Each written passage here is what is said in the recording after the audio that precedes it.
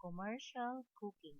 First Quarter, Module 1, Week 5, Calculate Profitability of a Recipe. Lesson 2, Calculate Profitability of a Recipe. Let us check your assignment. Compute costs per ingredients. 2 kilograms chicken, we have 230 pesos. 1 head garlic, we have 250.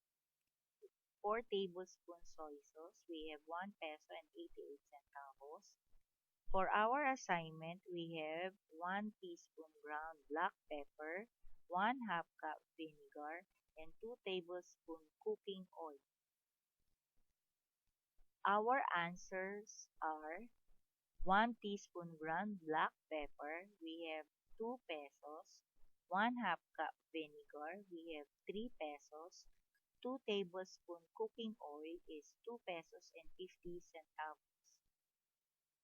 Lesson 2.3 Selling Price Based on Yield.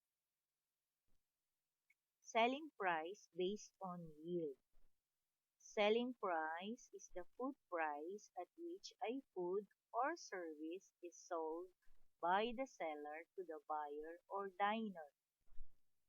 Yield is the amount of usable product after it has been processed.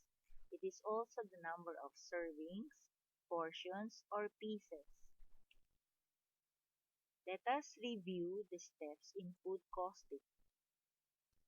Prepare a copy of the ingredients of a recipe. You have your recipe, name of recipe, chicken adobo. Ingredients are the following. Next, we have indicate the unit cost. To compute for the unit cost, you have the following.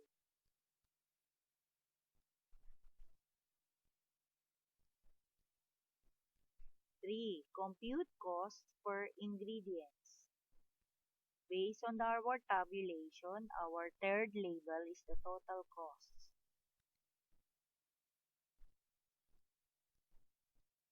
And our formula is total cost of ingredients equals ingredients times unit cost. Our answer was for chicken is 230 pesos. Number 4. Add all entries in the total cost to get the total below.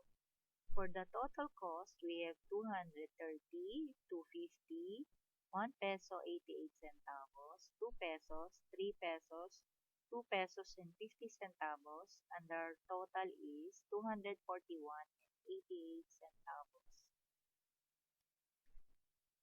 Number 5. Compute the given 50% peso markup. To compute, the recipe calls for a 50% markup. Recipe formula is markup equals 50% times the total cost. To multiply, you convert the percentage to a decimal number, 0.50 times 241 and 88 centavos. You will get 120 pesos and 94 centavos. After computing the estimated cost and the total purchase cost of the given recipe, compute the selling price per serving using a 50% peso markup. The recipe yields 24 servings. In this case, for our markup, we have 120 and 94 centavos based on our computation. So, to compute selling price per serving, yields equals 24 servings, our formula is selling price per serving equals total plus markup divided by number of yield. We have 241 and 88 centavos plus 120 plus 0.94 divided by 24. Our sum is 362.82 divided by 24. We have 15 pesos and 1175. Number 6. Round off the value to the nearest cent. 15 pesos and 25 centavos or peso at 16 pesos. For our seat work, do what is asked. Compute selling price per serving. Yield equals 24. We will use 35% markup.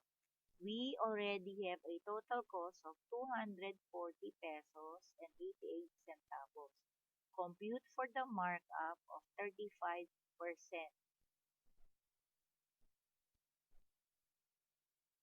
Thank you for listening.